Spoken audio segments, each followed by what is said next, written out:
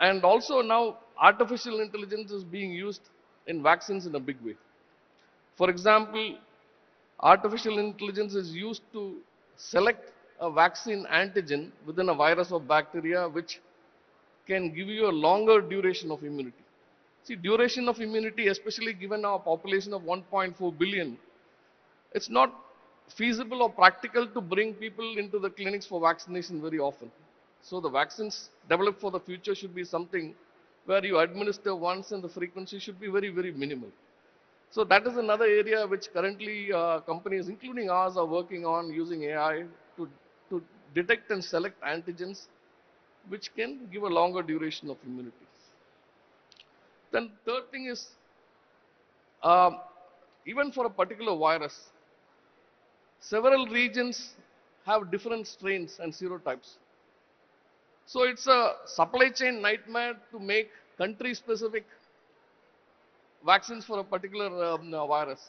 So now attempts are being made where we can create a vaccine with a broader, like a broad spectrum antibiotic, also a broader vaccine which can cover many strains which are prevalent in other geographies. Fourth one is, there's a new area. I mean, every time we know about a vaccine, we always think about as an injectable. But then now many oral and intranasal vaccines also are being developed because this offers ease of administration, and also for our kind of population, it's very easy to administer many thousands in one go.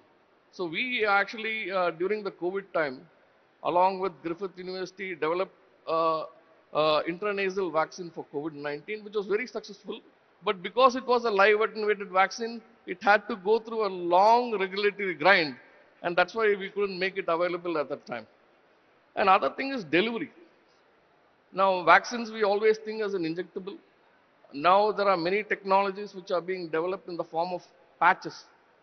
So especially for children, you need, the needle is a very painful thing, and also the needle uses a lot of plastic. So now microarray patches are all being developed, which help in delivery. So we also are developing patches for our measles rubella vaccine. Also, we are trying out for the hepatitis B vaccine. Another thing is about thermostability. Maintaining a cold chain, also supplying vaccines through the cold chain is a very expensive affair. So quite a lot of effort is also going on trying to make vaccines which are much more thermostable. So these are all areas which we are developing, and of course, in India or in any developing country, while you address the science part, always you should make in mind that it has to be accessible and also affordable.